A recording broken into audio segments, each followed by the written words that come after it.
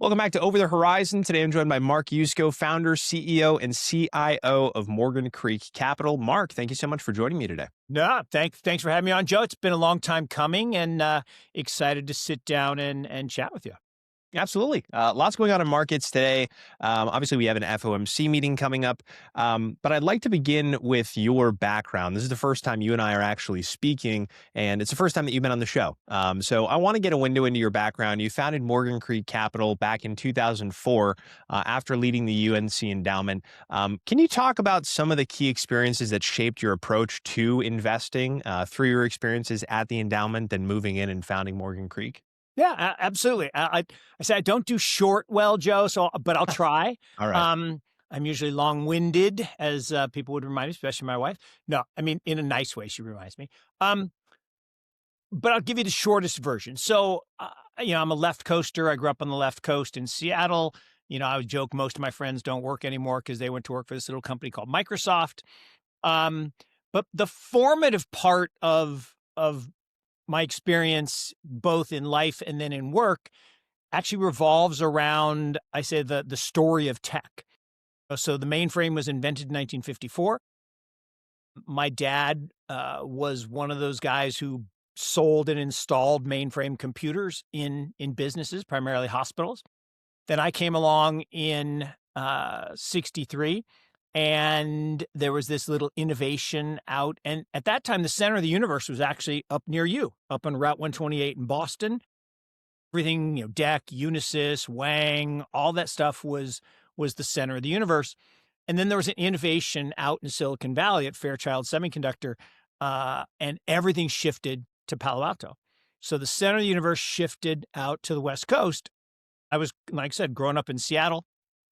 And little companies like AMD and Intel were formed in 68. And then there was this boom in semiconductors, and suddenly big computers went to small computers. Then in 82, innovation around this thing called the personal computer. And, Steve Ballmer's mom famously said, "Honey, why would you work for that company? No one would ever want a computer in their house," quoting a guy, again, out near you at DEC, saying no one would ever want a computer in their house. Well, yeah, he has 18 billion reasons he was right. Mom was wrong. And again, most of my friends don't work anymore, but I'd always defend myself saying, if you ever seen the picture of the original Microsoft 11, you wouldn't have worked for them either. Now they're multi-billionaires and I'm not, so I shouldn't make fun of them, but it's kind of funny. And so in 1996, this gets to my work life. So, and it's always 14 years. Now, why is it always 14 years? Well, it has to do with young people. It's half a generation, and young people, kind of every half generation, invent stuff because they don't know what they don't know. And they're eager and ambitious and creative. And so there was this innovation around this thing called the internet. And I was working at my alma mater at Notre Dame up there. We had this chance to invest with some venture capital folks down in Palo Alto, Sequoia and Kleiner Perkins, Caulfield Byers, when it was still called Kleiner Perkins, Caulfield Byers. I always feel sorry for Perkins, Caulfield, and Byers because no one talks about them. They just call it Kleiner. And I'll never forget this. They invested in this little company called Google. And I remember talking to our board in 1994 or 5, whatever it was, saying, that's a dumb name. Like now it's a verb, right? And like, okay, fine, it's a dumb name. And said, and why would you invest in the 21st search engine, right? You got Ask Jeeves, you got Web Crawler, you got Alta Vista. What do we need another one for? I said, well, they actually don't search the web. Right? Think about it. If you type a question into a command line, it's not like they go search the whole web for your information. What Google did is they indexed the web so they know exactly where to send you. I'll give you a silly example. So during lockdowns, my son and I started playing Pokemon Go. And that was the gateway drug into playing other games. I got a Nintendo Switch with him, and then I started playing Monster Hunter. But the newest game right now is this Pokemon Legends ZA. And, this new DLC dropped last night. And I don't know where all the special stuff is, but now I can ask a question. And everyone else is asking the same question. It sends me right to where that information is. No wasted time.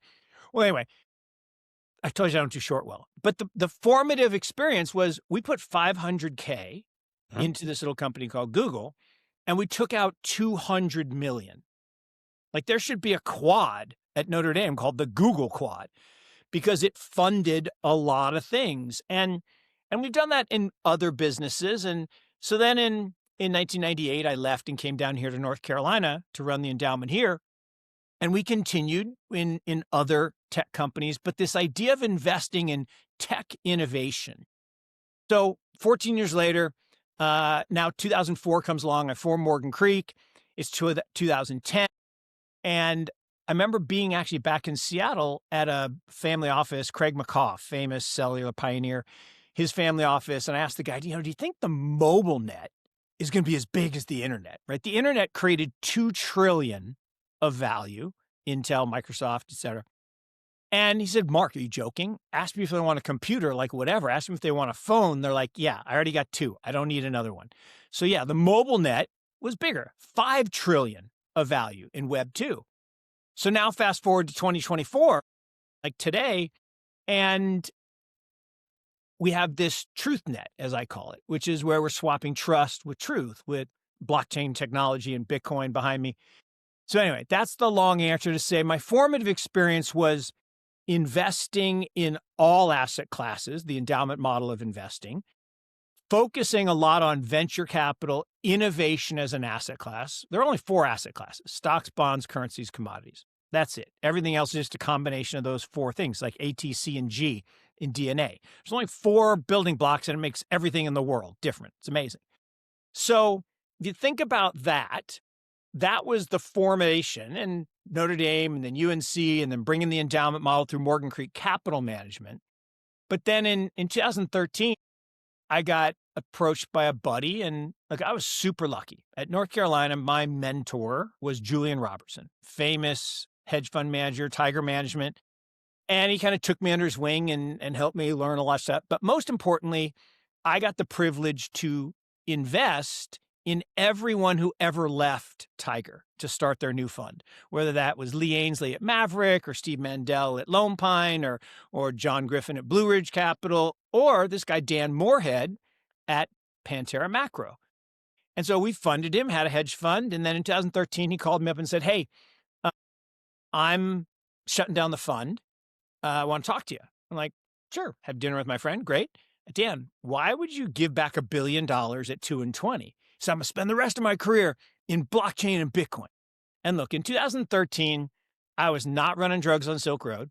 I was not a cryptography student. I had heard of Bitcoin, but I didn't really understand it. But blockchain, I got, because blockchain is an operating system for the distributed internet of everything. The same way that mainframes ran on COBOL and Fortran, the microcomputers ran on Spark, personal computers ran on DOS and Windows.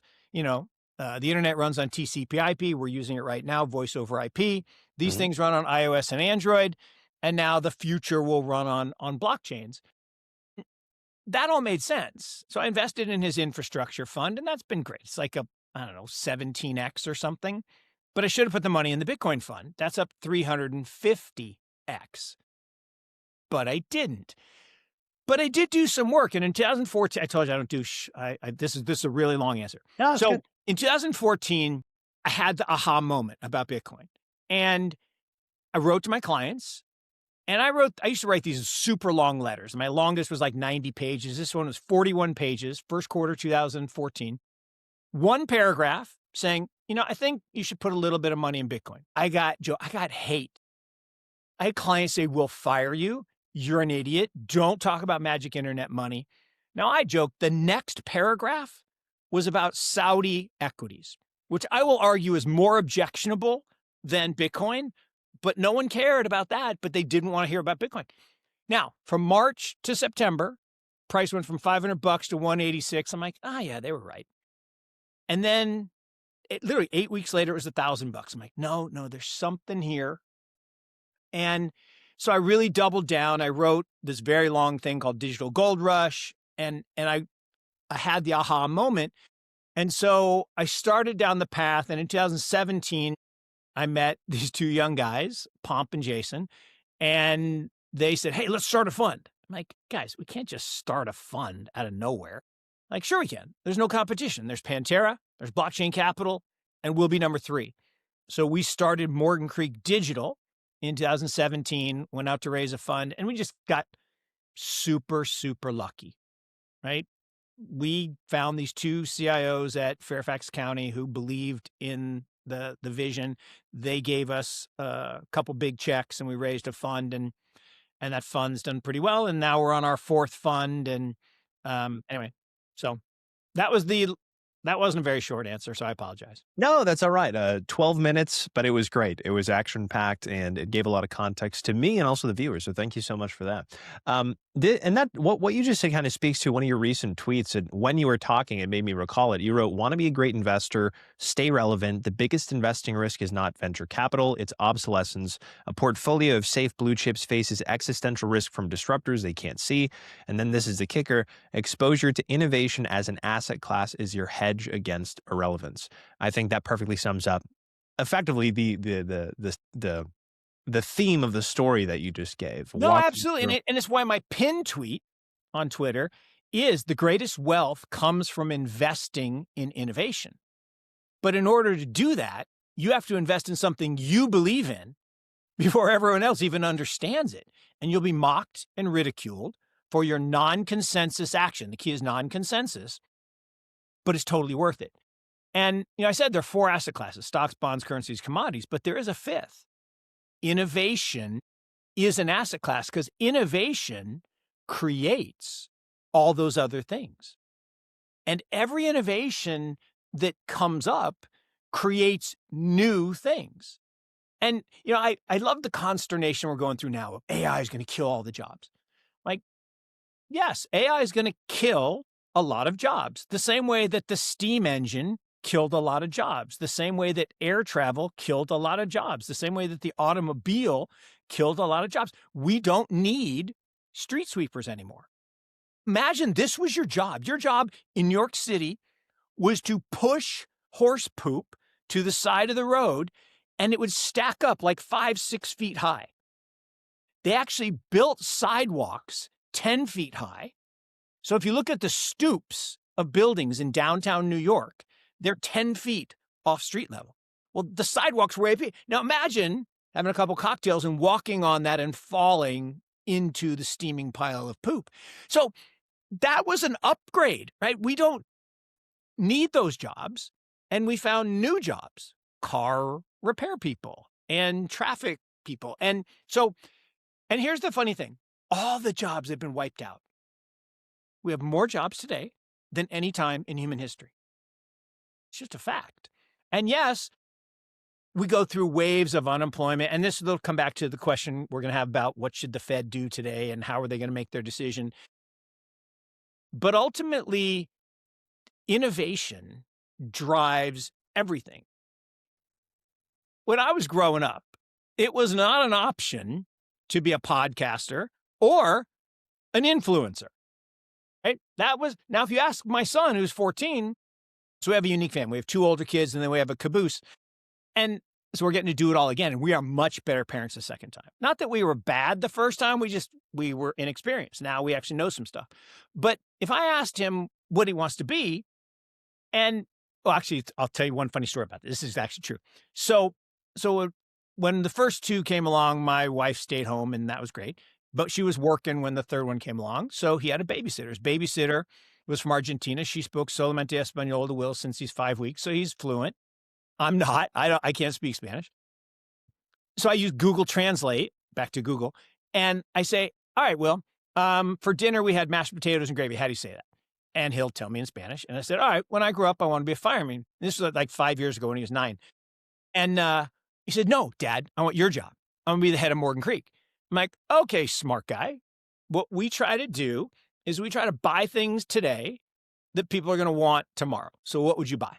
And without batting an eyelash, it's crazy. He says, "Computers with holograms." I'm like, "I'm out. You're the boss. I'm going to work for you." I'm like, "Where did that come from?" He said, "Oh, I saw it in one of my cartoons. I thought it was cool." I'm like, wow. Okay, you can watch that cartoon. That is good. Video games don't rot the brain, right? That's excellent. He just one upped you on the innovation radar right there. Computers with Exactly. holograms. Yeah, we may not have them yet, but we certainly do have quantum computing. I have a couple of questions about that as well. But first things first, I want to chat the FOMC meeting in a couple of hours. It seems every single FOMC meeting, people think it's the most important one. It's the most consequential one. It's kind of funny at this point. Consensus. I had brown hair when it wasn't important. In fact, I can recall a day when I did not know the names of the central bankers. And I'm stealing this from a friend. He said, I long for those days to return. Like, life was way better when we did not know the names of central bankers. Full stop. Yeah. When it wasn't such an important moment to know the thinking and every move of this unelected group of bureaucrats sitting around in a And circle in what determining the price of world money. has it ever made sense to do price controls? There's no world, not rent controls, not minimum wages, not there, setting the price of money by human beings, old white guys, is just a bad idea. And there's never been an example of price fixing that's been good. Not one. People can't come up with one. And yet we hang on every word. Oh, what tie is he wearing? Oh, how is he carrying? Is he carrying his briefcase in his left hand or his right hand? What's his opening line? Does he say good morning before he starts or good Yeah. afternoon? Oh my God. It's It's crazy. completely insane. Yeah, no, the fact that these things are so important, and I've said it several times before, it really is a testament to how far we've fallen. Um, but anyway, so consensus right now is a 25 basis point rate cut. We have this interesting dynamic of a K-shaped economy, and this has been exacerbated since 2020, where upper income earners are doing extremely well because they own a lot of assets, and lower income earners aren't doing very well because of price inflation that has outstripped their wages, and they don't own a lot of assets.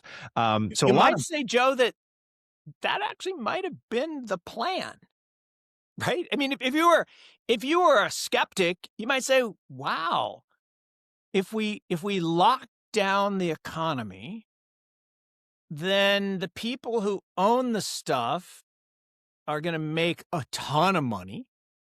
And the people who can't get out of their apartments or homes and can't do anything probably do less well. And then what we'll do, we'll use this, crisis as cover for the cult of Kelton, maybe the dumbest person on the planet. Like, and I've never met Stephanie. I shouldn't speak ill of other people, but she's pretty dumb. And look, economics is called the dismal science for a reason, because there's nothing scientific about it. It's just silly narrative that then gets exaggerated by, people in ivory towers who've never actually worked.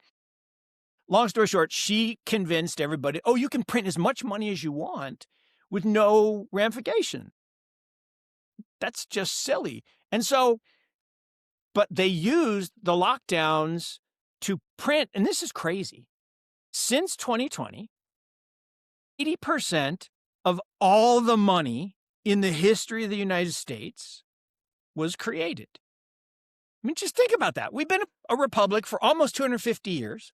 Republic. Yeah, I said republic, and that's the key word. We're a republic. So 245 years to print 20% of the money supply. And now in 5 years, 80% of the money supply. If you do that, like I joke, I'm sitting in Chapel Hill, North Carolina, and people tell me that my house has doubled in value. Like, my house did not grow. It did not get more efficient. It's actually wearing out, right? I didn't Because I'm redo the 25 floors or years old. replace the roof. I got to put money in. Yeah, exactly. We had flying squirrels, like that chewed their way in and they're peeing all over the I mean, bad stuff happens because things wear out. And so I have to put money into it. And now I actually got another leak in the ceiling the other day. So it is what it is, but it didn't get more efficient, didn't grow. What happened is the money got worse. And this is why we Bitcoin. This is why we want to own assets that can't be printed. And so this idea that we have this fixation on people who literally can, with a push of a button, because it used to be you had to go to the printing press and fire it up and print off some sheets of paper, and actually it's not even paper, it's linen. But now they can push a button and create money. And even freaking Elon, whether you love him or hate him, sometimes he says stuff that's so dumb just for engagement. But he jumped on this whole UBI, and AI, right? Everyone's AI. Everybody, no matter what you do, now everything's an AI company. I'm like, guys, AI has been around since 1955. This is not a new idea. Like, I'm old enough. 1980 was the year of AI. Time magazine picture of a rocket ship was in Intel stock. The previous decade had gone up 20-fold because they were going to change AI. And we got Clippy. That was it. Now everybody's excited, and we put a $500 billion price on OpenAI, which incinerates cash at 8 to 12 billion per year. Why would I pay money for a company that incinerates cash? I don't really understand. And that's not that ChatGPT is not a perfectly good tool. It's nice. I use it a lot. Although actually I don't use it that much. I use DeepSeek. DeepSeek's way better on every measure. In fact, here's how bad it is. I know I'm going all over the place, but this one really pissed me off. So we invest in what we call the ABDCs of the digital age: AI, blockchain, chips, and data. Okay. The fundamental building blocks. Remember ATCG? So we do the ABCDs. I know. Cute. In the building blocks of the digital age. And so we're making an investment in this AI company called Reflection.ai. And so I asked ChatGPT, well, what can you tell me about Reflection.ai? Never heard of a company with that name. I'm like, really? I asked it again. Nope, I see no information. So I go over to DeepSeek, and I got 17 paragraphs of how great this company. I'm like, are you kidding me?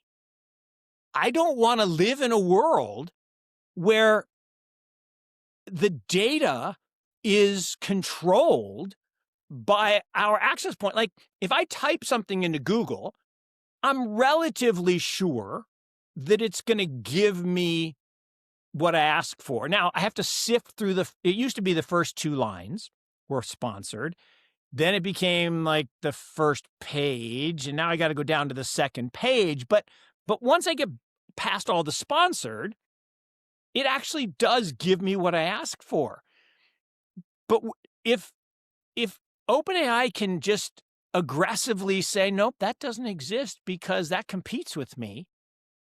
And what it is Reflection.ai is an American version of DeepSeek. So this is my words, not theirs. A reverse engineered DeepSeek, right, which is an open weight, open source model as opposed to the closed weight models. Now we accuse the Chinese of doing this. And like, what the Chinese are way ahead of us in AI. 90+% of the citations on AI come out of China. They're doing all the innovation. I'm totally fine. In an open source world, copy paste is really quite useful. Anyway, but the idea that they would screen it, and I don't know if you remember this story a couple weeks, maybe it was a month ago, when OpenAI said, hey, we have a new browser. And someone typed in, hey, show me pictures of Hitler. And it's like, no, I won't do that. Like, are you serious? Now we're just one step away from, not only is it wrong that the tool won't do what we ask, that's censorship, but worse, we're only one step away from, oh, and by the way, I've reported you to the proper authorities. Like, that's a dystopian nightmare that I don't want any part of. Anyway, that's a long way from the Fed, but I digress. No, you're good. And really, the only things keeping us from that are the protections that we have as a constitutional republic. Those same protections aren't afforded to those in the United Kingdom. And you're seeing this exact kind of crackdown over there that you just described. Joe, that is such a great point, an incredible point. I mean, people are going to jail, right? Literally going to jail for tweeting. It's crazy. It's getting crazy. Anyway, so consensus is 25 bips. Do you think that's the right move or not the right move? It's kind of... we talked off air. I think it's the wrong move, in the sense that, well, with the caveat that I think the Fed should be abolished, like ETF, Rudy Havenstein on Twitter, it's his term. I just borrowed it. Picasso said, good artists borrow, great artists steal. So I stole it directly from Rudy. But I think the Fed was created to create the K-shaped economy, right? The Fed was created to steal from the masses and give to the rich. That's why the Fed exists. It was created by a bunch of rich people. Okay. And there's a whole book written about it. And Amory Aldrich was not a good man. And anyway, but from 1776 to 1913, a dollar was worth a dollar. It's interesting. Now, it had a little fluctuation around a depression, way worse than the Great Depression, and a war, worse than the World Wars. So, but it rebounded. And so for 1776, 1913, a dollar's worth a dollar. Today, that dollar is worth about 2.5 cents. That is inflation, which is not good for you. I mean, we've been sold a bill of goods that inflation is good for you because your wages go up a little bit and your house goes up a little bit. No, that's theft. Inflation is theft. It's theft because in what world would over 30 years, half of my purchasing power taken away be a good world? That's silly.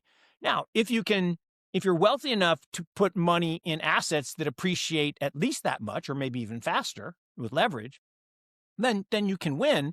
And that's why the K-shape, the poor get poorer and the rich get richer.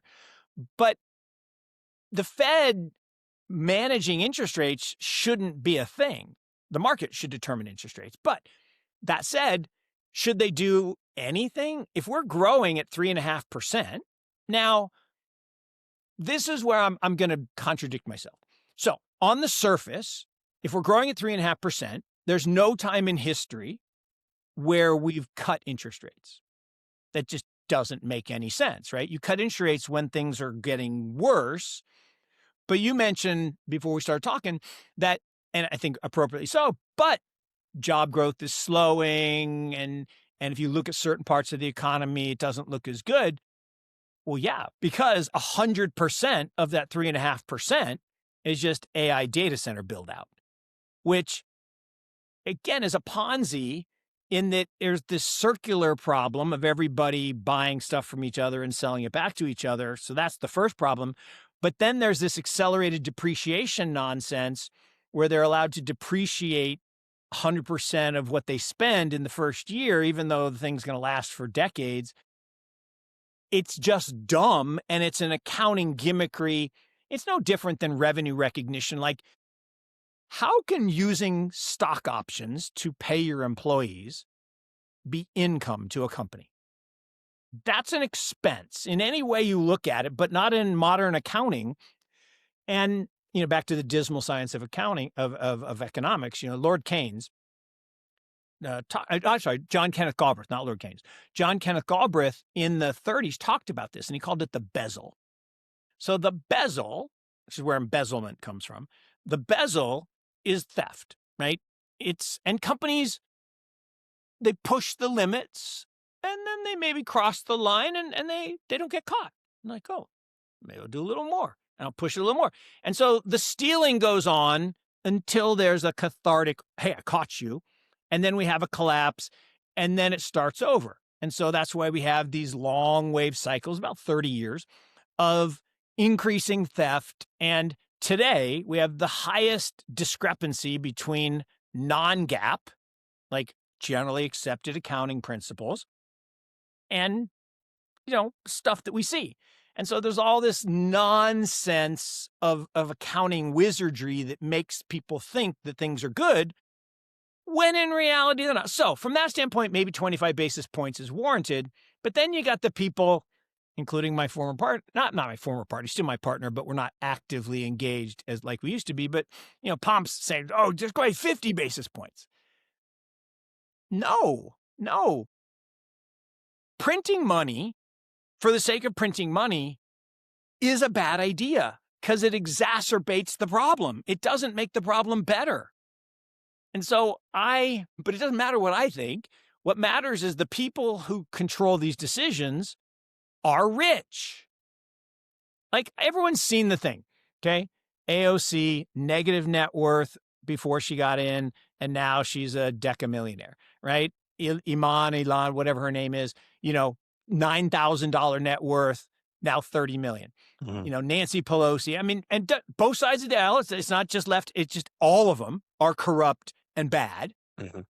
And my favorite was, and again, not to pick on one side, but she's the one that said it. Nancy, she was up doing this thing, and there's an ETF that tracks her insider trading, Yeah. and it's outperformed everything. But someone said, Nancy, do you think it's kind of morally right that you're trading on information that you control as the head of this committee?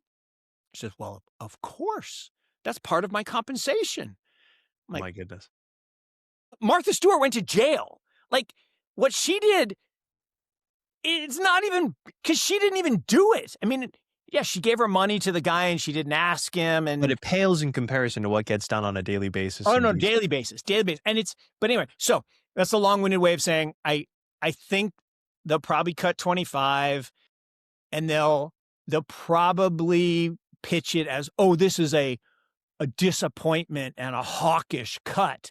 I'm like, what the hell's a hawkish cut? If you cut interest rates, that's dovish. Full stop. Oh, yeah, they're gonna say the balance of risks is coming into better balance, and we're going to be very data dependent moving forward, yada, yada, yada. Markets won't like that. Markets will tank. We know the story. Yeah. Yeah. And look, if you know, not to open not to pick a scab, but I'm in a bad mood because of what a bunch of old white guys that never played football did to my team, right? Notre Dame on the field did everything they need to do. You told them the rules. They followed the rules. They finished in the right place to be in the playoff. And then you go behind closed doors and say, yeah, but my buddy in this conference did me a favor, and so I need his team. And even though they didn't win, bullshit. So I'm in a bad mood, but that's this kind of, but what they're doing now, ESPN is on this campaign of saying just lies, like the opposite of what actually happened on Sunday. And they think that if they can say it enough times, people will just say, oh yeah, that's the truth. And that is a danger in the digital age, right? If all day you're just getting stuff on your phone, the sky is green, the sky is green, the sky is green. Eventually you'll stop looking outside and you'll say, okay, the sky is green, because you just get worn down. And that's kind of what's happening. If you say, oh, 50 basis points, 50 basis points, 50 basis points, then somehow an unnecessary 25 basis points seems like a disappointment. Why? But that's we live in a world of narrative creation and exploitation and manipulation. And again, it's so the richest people can get richer, right? Because we'll see it. There'll be a tweet. I think the meeting's at 2:00, right? Yeah. So there'll be a trade at 1:30, 1:45, something like that, that will turn out to have known exactly what he was going to say. And someone will find it and they'll post it and say, hey, this person that somehow, and it's kind of like, remember December, whatever day, no, it was November 10th or whatever, when we had the big dislocation in crypto and the $19 billion of liquidations. Yeah. And Oh yeah, October 16th, and immediately, or maybe it was November. I think it was October 16th, May and 16th, literally yeah. an hour beforehand, someone put Oh, on a 5 minutes. massive No, Bitcoin 5 minutes. 5 minutes So beforehand. Trump Massive Bitcoin short. Yeah. announces at 4:00 on a Friday. It's always 4:00 on a Friday, and then he reverses it on Sunday when the markets are closed and all that. But at 3:55, somebody goes mega short $400 million, and so we know that that's happening, and it's wrong. But again, if you can control markets through narrative, then if you have the knowledge of the narrative before it happens, you can actually do quite well. And then the other side is the guy who then gets super rich is Ken Griffin, because people will be scrambling to trade, and he makes money on every trade. And then they'll be scrambling on the other side to unwind it, and then he'll make money on that. And then they'll be scrambling to do the secondary narrative that comes out, and he'll make money on that. So That's why I like picks and shovels, right? I like to make money irregardless of the direction of price. I mean, I like to hold stuff forever, not not all Bitcoin should be held forever, but for your savings, right, your multi-generational wealth, yeah, that's a good thing to hold because you can borrow against it and you can use that to fund your lifestyle. That's what, again, super rich people do. Why does Jeff Bezos pay no taxes? Now, I don't know that he pays no taxes, but he pays low taxes. Well, because he doesn't have any income, right? And what he does is he borrows against his big hoard of stock, so he doesn't have to sell the stock. And actually, then you get to write off the interest expense on the money you borrow. So there's all these things that you can do if you have capital and knowledge and helpers and all that. And, it's like history's written by the winners, tax codes written by the rich people. So it's not surprising to me or anybody else that it's designed to keep rich people richer. And it's actually not designed to necessarily make poor people poor. That's what inflation does. But it's a tough place for us to be. And here's you know this too, right? Is the bread and circuses thing. Is how do you avoid, France with the pitchforks? How do you avoid revolution? Well, bread and circuses. You give people kind of free stuff and you entertain them. And so there's lots and lots of entertainment. And what I just don't want, and this is crazy, I'm going to talk about UBI and this is my point about Elon. He's like, oh, we'll just print a bunch of money and AI will solve poverty because we'll be able to print money and give it to people. Like, if that worked, wouldn't every country just do that? Wouldn't Zimbabwe be the richest country in the world? Like, I have in my office on the other side of the room, I have a 100 trillion Zimbabwe dollar bill. 100 trillion with a T. Remember, a trillion, you and I would have to keep talking for 31,710 years and spend $1 every second. That's 1 trillion. Okay? So I have a 100 trillion Zimbabwe dollar bill that would not buy a loaf of bread. So if it were true that printing money created wealth, then everyone would do it. So it doesn't work. But my fear is where we're headed is the Wall-E thing, where everybody's a big fat blob on a levitating thing looking at a screen and sipping their big gulps, because then you can't revolt.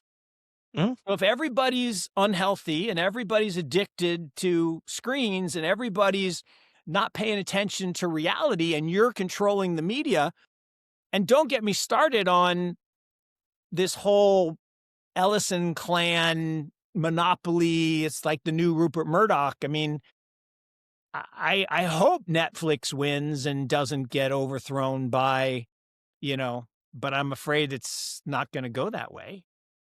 Yeah, that's a really interesting one too. I don't know. I don't mean to diverge too much, but so they just purchased Paramount, if I'm not mistaken. Several months ago, they just purchased Paramount. And now David Ellison, son of Larry Ellison, given a big check by his dad, is now going to try and purchase Warner Brothers. Hostile takeover. Netflix already announced that they closed some kind of deal with Warner Brothers. Now they're going to negotiate about it.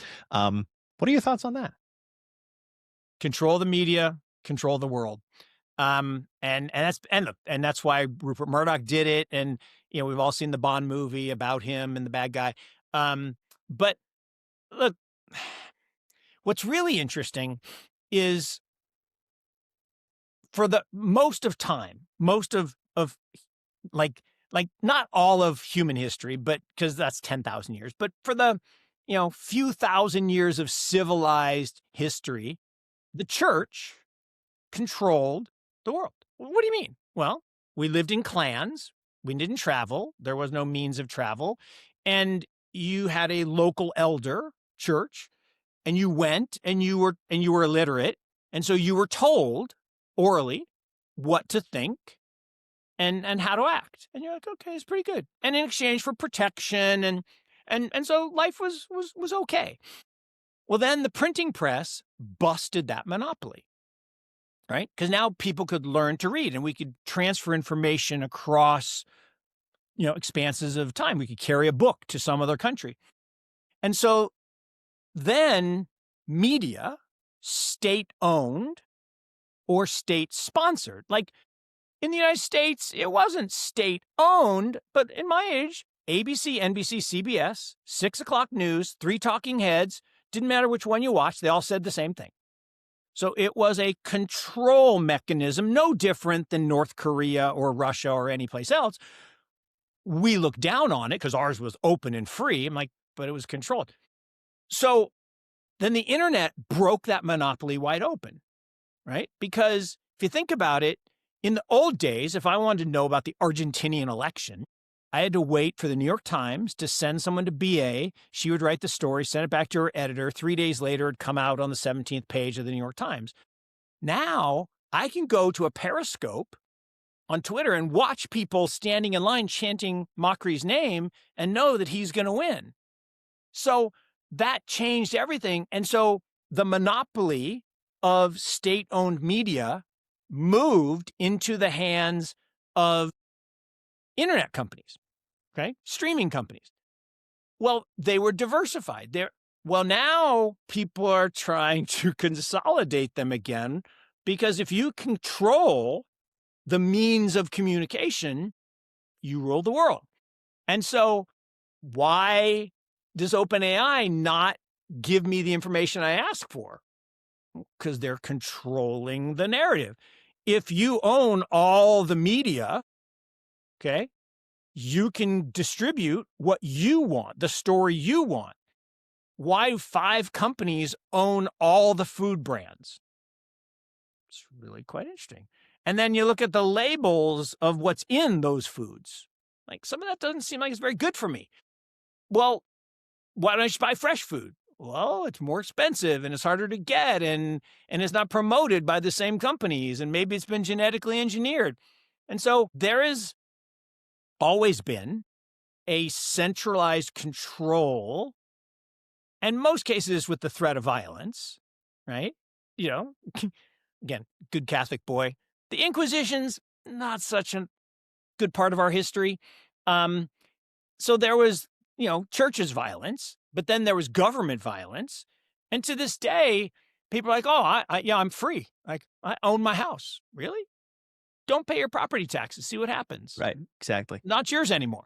Yeah. So again, I am not a fan of any one organization owning all the means of communication, which kind of, at least we had 3 back in the old days.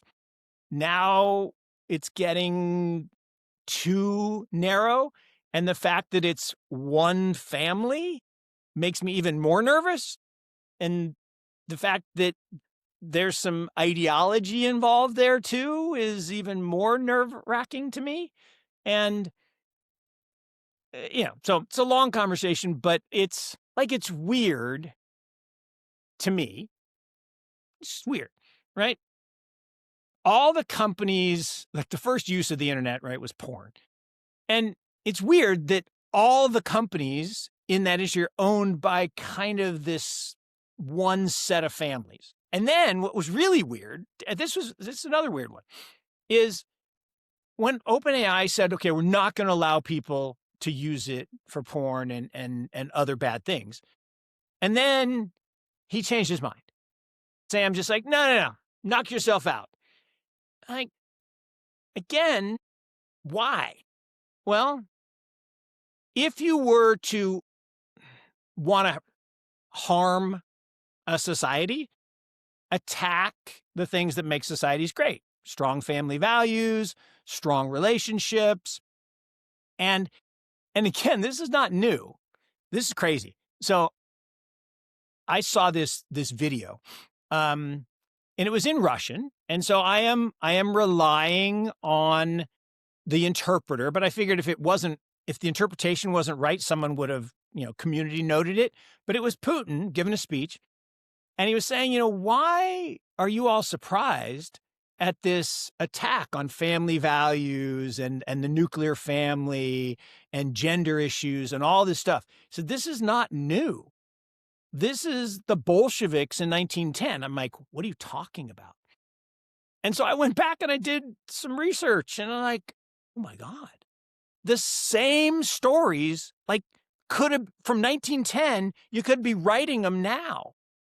And then 1913 is when the Fed was created, and it came from backing of a European. So it goes really deep, and you can go back multiple generations beyond that. And there is this, look, if you want to control something, there are only certain things you can do. You can have a bigger army, right? And that's how people conquered each other. You can have, again, access to information or control of the narrative that you distribute. I mean, you can use things like bribery but also you can homogenize and you can marginalize and you can weaken. Like if I wanted to control a population, would I want them to be really strong and healthy, or would I want them to be sick? I don't know. I'd probably pick sick. I mean, I'd rather fight a sick guy than a healthy guy or gal.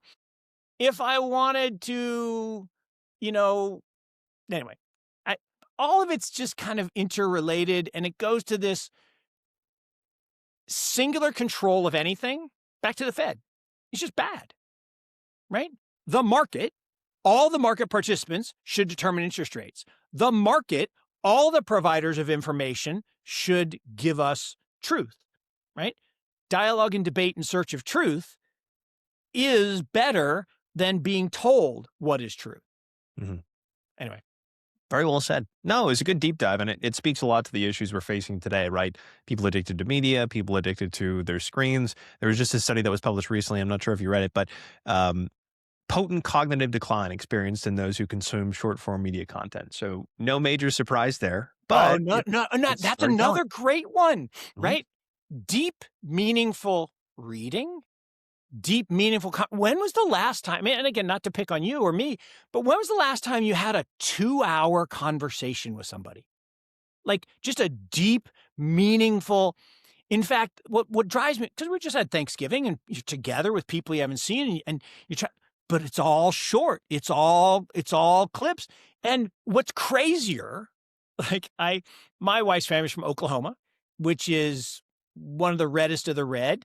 And I'm not, I think of myself as purple or colorless. I mean, purple, really. I don't like colorless. In fact, it drives me crazy that everything is going colorless. Like if you look at cars, 95% of cars are white, black, gray, and silver.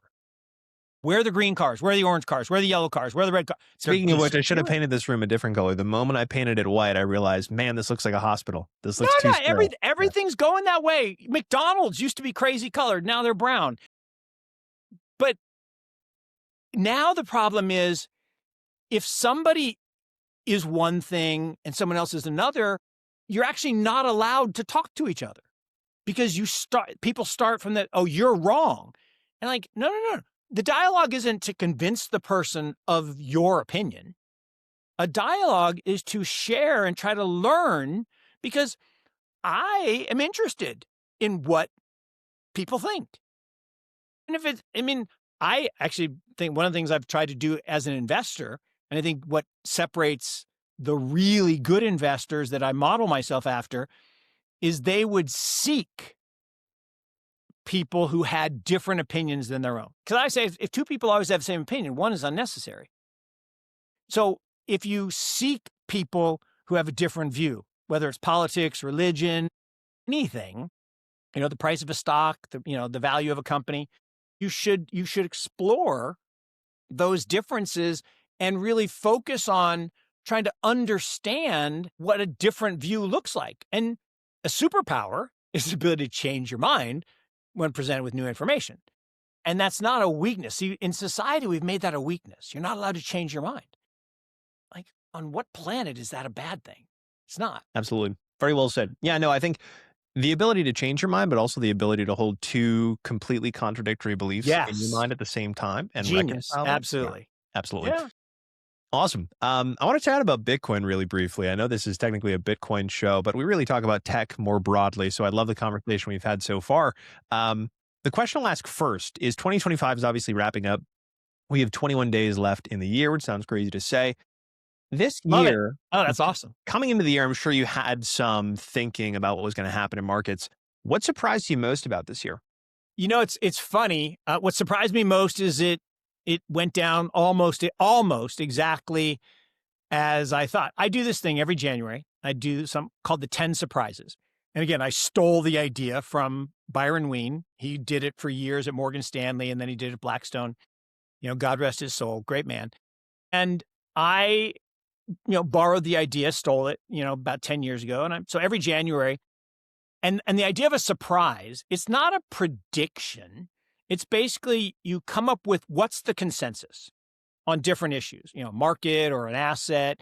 And then you come up with, if the opposite happened, right, the contrarian view, you could make a lot of money. So you think better than 50-50 chance of being right. But if it's right, you make. And Soros said this, right? It's not whether you're right or wrong. It's how much money you make when you're right and how much money you lose when you're wrong. So if you can make these asymmetric bets based on a differentiated view of the world, you can do better. So I do these 10 surprises, and one of them every year is Bitcoin. And so in January, I said, all right, so the 4-year cycle still exists. No one thinks it does. Everyone thinks it's dead because of institutionalization, yada, yada, yada. But the 4-year cycle is still alive because humans are going to human. And I think we'll push things to higher than fair value. So in the last 2 cycles, we went to 2 times fair value. So 10,000 fair value went to 20 in 17, then 33,000 in. Now, when you say fair value, just for our viewers, which model are you Metcalfe's discussing? law, Tim Metcalfe's law? Peterson, N squared value, just a Metcalfe's law model, simple, take your inputs, put in Metcalfe's law, and you get a value. Because any network, whether it's a telecom network or a computer network or the Bitcoin network, can be valued according to Metcalfe's law, I believe. So you use that value, and it's 69 when it was 33. And I thought fair value by, this time would be around 100. It ends up, it's like 92 right now, but I figured it'd be 100. So I didn't think we'd get to 2 times. I thought there wasn't as much leverage because FTX went away and, BitMEX. And so I figured probably 1.5 to 1.7. So somewhere between 150, 170 kind of, and it's actually not a 4-year cycle. It's 3 years and 11 months. So it was December in 17, November in 21, and now it's going to be October. Now, I didn't like the guy who picked the day. Like he said October 6th. In 2023, he said October 6th was going to be the day. Pretty remarkable. Yeah. That's pretty remarkable. So he said it's just a simulation. I'm like, it's kind of feeling that way. And I got a lot of shit. And I said, look, 4th quarter is going to suck. And that stinks. But, then we'll be a quarter of the way through crypto winter, and next year in September-ish we'll head back to spring and then summer and then ultimately fall for the next big uptick when I think we hit 1 million. So every halving we basically add a 0. So we go from 10 to 100, going all the way back. Then we go from 100 to 1,000, then from 1,000 to 10,000 in 17.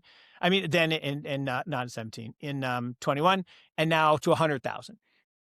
100,000 seemed like the right base level, and then we'll add another 0 at the next halving, and that's 1 million.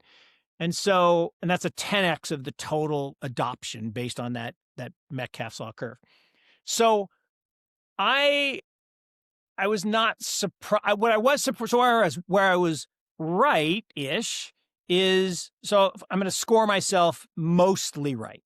So yes, we peaked. Yes, we're having a tough 4th quarter, but we didn't hit the 150 to 170. And I think that's because of manipulation. I knew that the spoofing of Bitcoin, what I mean by that is, it's a longer story, and I'm going to have to run here a second. If you think about, remember when we were deemed a commodity instead of a security, and everybody's like, yay! I'm like, no, be careful what you ask for. You might get it. Very bad thing. Not unintentional. That was absolutely intentional. And it goes all the way back to 2017. Leo Melamed, former president, now chairman emeritus of the CME, said famously in a speech, don't worry, we'll tame Bitcoin. I'm like, whoa. Time out. We don't need to be tamed. What are you talking about? And then shockingly, we were deemed a commodity. Well, why does that matter? Well, a security, you can't manipulate the same way you can manipulate a commodity in the futures market. In the futures market in commodities, whether it's oil or gold, you can do something called spoofing. And essentially, you can go naked short something and cap the price, and you can create this illusion of activity because people don't know the difference between spot and future, and the futures price is always higher than spot, and it rolls down over the course of the month. Long story short, it's been happening in gold forever. And JP Morgan actually paid a $1 billion fine 3 years ago. And they're like, yeah, whatever, because it's illegal. But they're like, yeah, but we made 20 billion. So it's just 5% cost of doing business. So whether it's JP Morgan or BlackRock, it doesn't really matter. But someone's been spoofing, and that capped the upside more than I thought. And I think the leverage was actually even lower than I thought. So we only got to 126. But the good news, so you flip that the other way, the good news is if you get to 2 times fair value, you're going to have a 75% correction, maybe even 80. If you're only 30% above fair value, maybe you get a 50% correction. So maybe we could get down into the 60s, but I think 70s is more likely. Now, people are saying, Mark, you're crazy. We're going to the moon. Okay, great. I'll be happy if that happens. But, my view is the fair value is going to continue to accrete as more users, more nodes, more transactions, and, oh, God forbid, more things stored on the Bitcoin blockchain because it's a perfect store of value, proof of work. People hate that. But if there's empty block space, why wouldn't you want to store stuff on it? It's the safest place to be. I don't really understand a lot of these chains. It's literally a pointer to an AWS server. That is not on chain. Decentralized, yeah. Right. That is not decentralized. That is subject to Jeff waking up one morning and saying, no access We're for shutting you. you down. Yep. I mean, look, silly, comparison, but I was at the airport, a couple weeks ago, and I went to buy coffee. Starbucks said, nope, can't sell you coffee. What do you mean you can't sell me coffee? System's down. Like, you can't take cash? Like, nope, can't even open the cash register because system's down, because AWS was down. Okay, that's bad. That's not decentralized. That's centralized. So I like proof of work. Look, it doesn't mean I hate Ethereum. It doesn't mean I hate Solana. Look, Solana was very, very good to me. Thank you, Kyle and Tushar. I mean, they made us a lot of money in Solana. But I still have the problem that Solana goes down. And that isn't acceptable if I'm trying to use it for monetary purposes. So they need to fix that. And they say, well, it only goes down when it's used a lot. That's kind of the point. I mean, that's kind of the point. But, and again, it's not a criticism. It's just technology you don't snap your fingers and turn it on. Netflix almost went bankrupt twice. Their first business model was discs, CD-ROMs. They would get broken, they'd get lost, you'd forget about it, it would fall down the couch, you'd have to pay the fine. It was a bad system. Then they had video on demand. The problem was it took 4 days to download a movie. No one will wait 4 days. And your computer would crash 3 times while you're trying to do it. So it just didn't work. But then broadband, South Korea invented this thing around broadband, and well, that works. And so now everybody Netflixes. Great. Because it's better to be able to watch a show when you want to watch it instead of watching it at the time. Like when I was growing up, 8 o'clock Tuesday night, Happy Days, I'm sitting in front of the TV with my TV tray. I'm watching Happy Days. And ABC owned me. And they owned all the ad revenue, and they were super popular and super valuable.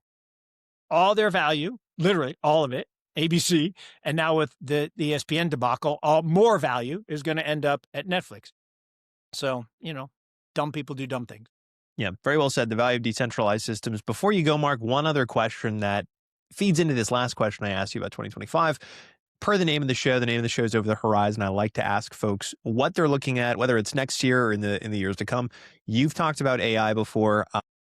What are you looking at in 2026 and beyond as it pertains to Bitcoin, AI, and markets more broadly? Yeah, look, so a couple things. So on the horizon, and again, I do love the name of the show, because that is where you need to look. And although I do think it's funny, so 2 summers ago, I went shopping for alternative venues, shall we say. In the event that we did a CBDC and we got really ugly and we got, it's like, where else would I want to live? So I went to Costa Rica and I went to Portugal. And I loved them both. Costa Rica, still a little bit too third worldy if didn't feel safe 100% of the time. Portugal, move there tomorrow. Unbelievable. But I was standing on the westernmost part of the continent, looking out at the horizon. I'm like, who the hell got on a ship and just sailed? Like the courage of that. So to have courage, and the point of this is to look at the horizon and say, I want, that's hard. It's way easier to say what's right in front of me or what everyone else is doing. It's the comfort of the herd. But so the horizon for us in the ABCD, so data is the new oil. Like literally data is the new oil. So anything related to data is important. But data, like oil, under the ground is not very valuable. You got to extract it, you got to process it, you got to refine it, you got to distribute it. That's what the other three things do. So the companies that help us use data are where we're looking. So blockchains organize and store data.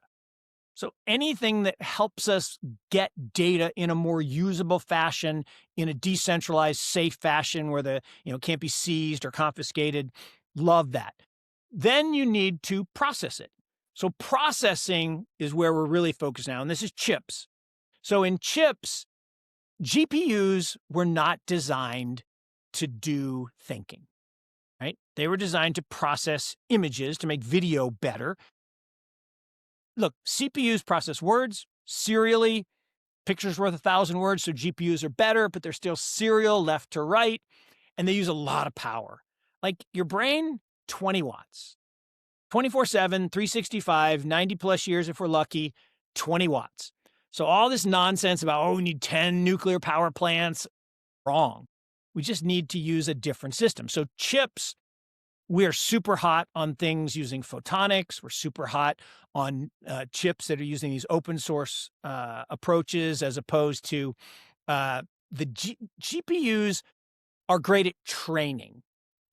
Okay, but inference is different. Like training, it's like reading a book. You and I read a book, right? Pick one on my shelf. It takes me a month. It takes you a week. It doesn't really matter. We both read the book and we get the same information. But if we're trying to decide to cross the street, it's got to be instantaneous or you die. So inference, decision-making, is not about speed. So GPUs aren't really good at that. You need TPUs or VPUs or LPUs. So we're super high on a company, Grok, that makes LPUs. We like the TPU companies. Gemini just, obliterated ChatGPT with their new Gemini that's all trained on TPUs. That's bad for Jensen. But it doesn't mean GPUs are going away tomorrow. It's just, we're just going to keep innovating. And then we're going to get to photonics. There's this one company, Neurophos, Bill Gates and Microsoft are, coming in behind us. I think that's going to be unbelievable. And it's just a kid who said, my wife said, you shouldn't call him a kid. I'm like, he's 30 years old. I mean that in a loving, affectionate and complimentary and I admire him. I mean, he said, well, all this stuff gets super hot. And it's because the electrons have to go across back and forth. So why not use photons? And then there's no heat. People say you can't do that because it's silicon. So well, what if I put liquid crystal on the silicon? Oh, that'll never work. Well, I did it in my lab and it turns out it works. So photonics and speed of light and that gets into quantum and all this thing. So, quantum, we're actually having a webinar today at 3:00 on a quantum company we invested in. Quantum's a long way off, like a long way off. Like right now, the best quantum computer is less good than my Pentium 486 from 1991. So it's not good, but it's coming. And all those quantum stocks, they're scams. Run away from them fast. They're bad. Quantum in the future, there'll be some good stuff, but those stocks like Rigetti just. And then in the AI space, look, AI is a tool. It's just a tool. And it's like my 8th grade computer teacher. I love this. This is back in Kamiakin Junior High in, Kirkland, Washington, where I grew up before it was cool. And he said, a computer is as smart as a screwdriver. And it's true, right? It has no brain. It has no intelligence. Tool is And only as good as the person that's using it. is only as good as the person. Humans with AI tools, superhuman. Do stuff faster, do stuff better. It's great. Like any tool. Like I can lift more with a lever than I can by myself, right? So tools, great. But this idea that suddenly we're going to have, Terminator and AI is going to take over the world, I'm just not, I'm not a believer, because the bottom line is the brain doesn't work in 2 dimensions. It doesn't work left to right. It works in 3 dimensions, and 3 dimensions are hard, right? It's a hard problem. And the real story, and this is a topic for another day because I do got to go, but the topic for another day, the king of AI, Jeffrey Hinton, right? Nobel Prize, all this stuff, and all the people that are making billions of dollars worked for this guy at Google. So awesome. Across the hall from him at City College of London was this guy, Carl Friston. And Carl was not a comp sci, he was a neuroscientist. And he's like, Jeffrey, it's wrong. I mean, your brute force approach, we just need to throw more chips at it linearly. That's not how the brain works. And the simple way to think about it is right now, behind me, behind you, there's all this stuff, right? But our brain doesn't process all that. It doesn't process what's going on outside of my, library here. It doesn't process what's going on across the street from you. It only processes what we're focused on. So it actively excludes 90, 95, 98% of the processing. That's not what a GPU has to process it all over and over and over and over. And that's a dumb, based, inefficient way of trying to think. And so thinking is very different than processing. And so, yes, most of AI is artificial, but none of it is actually intelligent. It's faster, it's speedier. Like it can read Shakespeare faster than I can. It can get all the information on reflection.ai, unless it's at DeepSeek. And I mean, Right. unless it's at OpenAI, then they won't give it to me because it's a competitor, which I'm still so pissed about that. It's just ridiculous. Insane. But anyway, so that's why I use DeepSeek under threat of jail, right? Remember when DeepSeek came out and that senator tried to get a law passed that if you were an American citizen using it, you could go to jail? Mhm. Like, shut the hell up. I mean, everything. How many products in your house were made in China? More Right? than half. Exactly. Easily. So stop with the nonsense. I mean, look, governments need enemies. So we have to make up an enemy so we can sell lots of missiles and guns and defenses. But I'll leave you with this. So 10 years ago, 15 years ago, I don't remember the exact date, and I wasn't there in the room. For all of human history, right, from Portugal, back to Portugal, the Portuguese were the most powerful country in the world. They had the world reserve currency, the most powerful navy because they had the tallest trees, they had the fastest navy. And then Spain took them over, and then France took them over. Then then the Netherlands took them over. Now, how does the Netherlands take over Spain? Spanish Armada, most powerful navy in the world. How does a country the size of Ohio take them over? They invented fiat currency. They printed money out of thin air. They gave this fake money to mercenaries who then out and took over the Spanish. And the Netherlands was the center of the universe for about 70 years. Crazy, crazy. And then Napoleon, you've seen the movie, took them over. And then the UK took them over because they got the steam engine. And then we got nuclear power. So we're the superpower. 15 years ago, and the world reserve currency was secured by ships. 15 years ago, China said the world reserve currency is not going to be secured by ships. It's going to be secured by chips. So they now are focused on 5G, AI, and we are focused on social media and Instagram. We're awesome at that. I'd rather be awesome at 5G and AI. And we're getting better at AI, but they're the kings. And so the world order is shifting, and look, I want to live in Balaji's nation stateless world. I do, but we're probably not going to get there anytime soon. So as long as they don't go to CBDC and take all my privileges away, I'll be okay. I finally broke out of Twitter jail. I was in Twitter jail for almost 2 years for That's saying good. some things people didn't like. And I wasn't complying with the algorithm. It's just funny. I actually asked Grok, how do I get out of Twitter jail? And it said, okay, you got to do this, got to do this. And I did it, and it actually worked. That was kind of cool. Interesting. Yeah, no, I noticed that you need to comment a lot more. I think you need to comment, you Yes. need to engage a lot more. Yeah, yeah, Yes. interesting. Well, Mark, thank you so much for coming on. This was a wide ranging discussion. Pleasure to have you. Before you go, where can people find you if they want to learn more about you Yeah. and see So more? on Twitter, I'm at Mark Yusko. I'm not a nameless, faceless PFP. I have a PFP, but I'm at Mark Yusko. Our website's morgancreekcap.com. There's some stuff out there. I'm pretty easy to reach by DM. I suck at email. But I'm around, and I've done a lot of stuff content wise. So, you can search and find stuff on the internet. I like to talk, obviously. And although it's funny, I'll leave it as the last story. So my wife see me speak once. She came to Vegas for a conference once, and at the end she said, "You can't say things like that." Like, what I say? She says, no, it's not what you said. It's how you say things. Like, what do you mean? She says, well, you say things so forcefully. I'm like, well, what's wrong with that? She says, well, people will believe you. I'm like, it's kind of the idea. She says, well, what if you're wrong? I'm wrong all the time. I just changed my mind. I mean, so uh, I have strong opinions loosely held. I like to share. I like to talk, but there's lots of content out there if people are interested. Excellent. Thank you so much for coming on, Mark. I appreciate it. Awesome. Thanks, Joe.